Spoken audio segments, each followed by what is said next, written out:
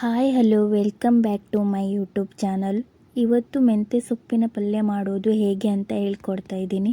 ಹಾಗೆ ಯಾರು ನನ್ನ ಚಾನಲ್ಗೆ ಸಬ್ಸ್ಕ್ರೈಬ್ ಮಾಡ್ಕೊಳ್ಳಿಲ್ವೋ ದಯವಿಟ್ಟು ಸಬ್ಸ್ಕ್ರೈಬ್ ಮಾಡ್ಕೊಳ್ಳಿ. ಹಾಗೆ ಪಕ್ಕದಲ್ಲಿರುವ ಬೆಲ್ ಐಕಾನ್ನ ಕ್ಲಿಕ್ ಮಾಡಿ ನಾನು ಮಾಡಿರುವಂತಹ ವಿಡಿಯೋ ನಿಮಗೆ ನೋಟಿಫಿಕೇಷನ್. ನಾನಾ ರೀತಿಯಲ್ಲಿ ಮೆಂತ್ಯ ಸೊಪ್ಪಿನ ಪಲ್ಯ ಮಾಡ್ತಾರೆ, ಹೀಗೂ ಕೂಡ ಮಾಡ್ಬೋದು ಅಂತ ತೋರಿಸ್ತಾ ಇದ್ದೀನಿ. ಮೊದಲಿಗೆ 4 ಸ್ಪೂನ್ ಪಚ್ಚೆಸರು ಬೇಳೆ ತೊಗೊಂಡಿದ್ದೀನಿ.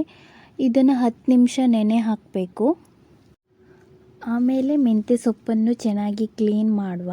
ಇದರಲ್ಲಿ ಬೇರೆ ಸೊಪ್ಪು ಕೂಡ ಮಿಕ್ಸ್ ಆಗಿರುತ್ತೆ, ಅದಕ್ಕೆ ನೋಡಿಬಿಟ್ಟು ಕ್ಲೀನ್ ಮಾಡಬೇಕು. ಒಂದೊಂದಾಗಿ ಈ ಥರ ತೆಗಿಬೇಕು ನೋಡಿ. ಇವಾಗ ಮೆಂತ್ಯ ಸೊಪ್ಪನ್ನು ತೊಳೆದಿಟ್ಕೊಂಡಿದ್ದೀನಿ. ಇವಾಗ ಏನೇನು ತರಕಾರಿ ಬೇಕಾಗುತ್ತೆ ಅಂತ ನೋಡೋಣ. ಮೊದಲಿಗೆ 2 ಮೆಣಸು, 1 ಟೊಮೆಟೊ, 3 ಈರುಳ್ಳಿ, 7-8 ಬೆಳ್ಳುಳ್ಳಿ, ಆಮೇಲೆ ಕರಿಬೇವು.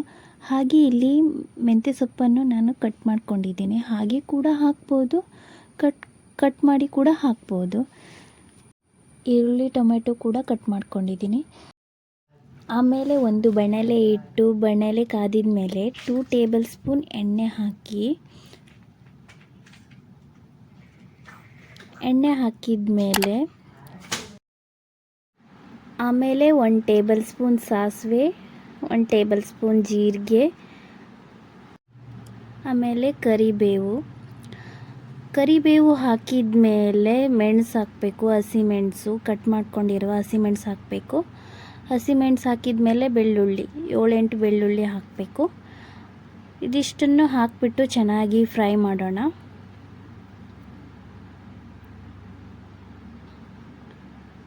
ಚೆನ್ನಾಗಿ ಎಲ್ಲ ಮಿಕ್ಸ್ ಮಾಡಿ ಫ್ರೈ ಮಾಡಿದ ಮೇಲೆ ಕಟ್ ಮಾಡಿದ ಈರುಳ್ಳಿಯನ್ನೇ ಹಾಕಬೇಕು. ಮೆಂತ್ಯ ಸೊಪ್ಪು ಆರೋಗ್ಯಕ್ಕೆ ತುಂಬಾ ಒಳ್ಳೆಯದು. ನೀವು ಒಂದ್ಸಲ ಮನೆಯಲ್ಲಿ ಟ್ರೈ ಮಾಡಿ. ತುಂಬಾ ಸುಲಭವಾಗಿ ಮಾಡುವಂಥ ಮೆಂತ್ಯ ಸೊಪ್ಪಿನ ಪಲ್ಯ. ಇದು ಚಪಾತಿ ಒಟ್ಟಿಗೆ ತಿನ್ನಲಿಕ್ಕೆ ತುಂಬಾ ಚೆನ್ನಾಗಿರುತ್ತೆ. ಈರುಳ್ಳಿ ಎಲ್ಲ ಹಾಕಿದ ಮೇಲೆ ಚೆನ್ನಾಗಿ ಮಿಕ್ಸ್ ಮಾಡೋಣ. ಇದು ಬ್ರೌನ್ ಕಲರ್ ಬರೋ ಮಟ್ಟ ಚೆನ್ನಾಗಿ ಫ್ರೈ ಮಾಡೋಣ. ನೋಡಿ, ಇದು ಇವಾಗ ಫ್ರೈ ಆಗಿದೆ, ಬ್ರೌನ್ ಕಲರ್ ಕೂಡ ಬಂದಿದೆ.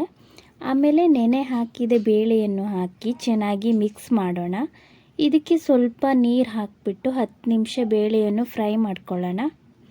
ನೀರು ಹಾಕದೇ ಇದ್ದರೂ ಕೂಡ ನಡೀತದೆ, ಹಾಗೆ ಕೂಡ ಫ್ರೈ ಮಾಡ್ಬೋದು, ಆದರೆ ಕರಟಿ ಹೋಗುತ್ತೆ. ಈಗ ಇದನ್ನು ಚೆನ್ನಾಗಿ ಮಿಕ್ಸ್ ಮಾಡಿ ಫ್ರೈ ಮಾಡಲಿಕ್ಕೆ ಇಡುವ. ಇವಾಗ ಬೇಳೆ ಫ್ರೈ ಆಗಿದೆ.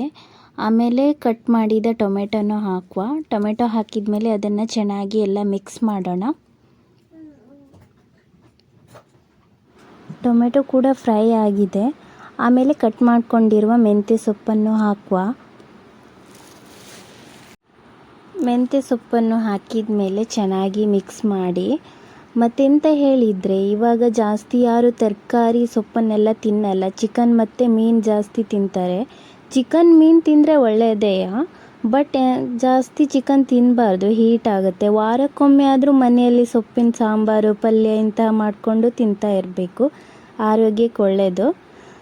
ಇವಾಗ ರುಚಿಗೆ ತಕ್ಕಷ್ಟು ಉಪ್ಪು ಹಾಕಿ ಚೆನ್ನಾಗಿ ಮಿಕ್ಸ್ ಮಾಡಿದ ಮೇಲೆ ನೀರು ಹಾಕಬಾರ್ದು, ಹಾಗೆ ಬೇಯಿಸಲಿಕ್ಕೆ ಇಡುವ. ಯಾಕಂದರೆ ಟೊಮೆಟೊ ನೀರಿನಂಶ ಇರುತ್ತಲ್ವ, ಹಾಗಾಗಿ ನೀರೆಲ್ಲ ಬಿಟ್ಕೊಳ್ಳುತ್ತೆ. ನಿಮಗೆ ಇಷ್ಟ ಇದ್ದರೆ ನೀರು ಹಾಕ್ಬೋದು, ಹಾಗೇನು ತೊಂದರೆ ಇಲ್ಲ. ನಾನು ಹಾಗೆ ಬೇಯಿಸ್ತಾ ಇದ್ದೀನಿ. ಇವಾಗ ಬೇಯಿಸ್ಲಿಕ್ಕೆ ಇಡುವ.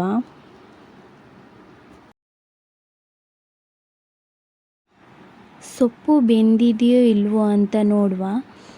ತುಂಬ ಚೆನ್ನಾಗಿ ಬೆಂದಿದೆ ನೋಡಿ. ನೀರು ಹಾಕದೆ ಎಷ್ಟು ನೀರು ಬಿಟ್ಕೊಂಡಿದೆ ಅಂತ, ಅದಕ್ಕೆ ನಾನು ನೀರು ಹಾಕ್ಕೊಂಡಿಲ್ಲ. ಆಮೇಲೆ ಲಾಸ್ಟಲ್ಲಿ ಬೆಲ್ಲ ಹಾಕಬೇಕು.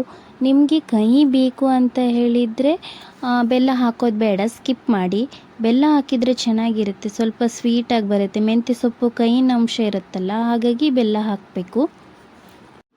ಹಾಗೆ ಇವತ್ತಿನ ವಿಡಿಯೋ ಇಷ್ಟ ಆದರೆ ಲೈಕ್ ಮಾಡಿ, ಶೇರ್ ಮಾಡಿ, ಕಮೆಂಟ್ ಮಾಡಿ. ಮನೇಲಿ ಮೆಂತ್ಯ ಸೊಪ್ಪಿನ ಪಲ್ಯ ಮಾಡೋದಂತೂ ಮರಿಬೇಡಿ. ಬಿಸಿ ಬಿಸಿ ಮೆಂತ್ಯ ಸೊಪ್ಪಿನ ಪಲ್ಯ ರೆಡಿ ಆಗಿದೆ.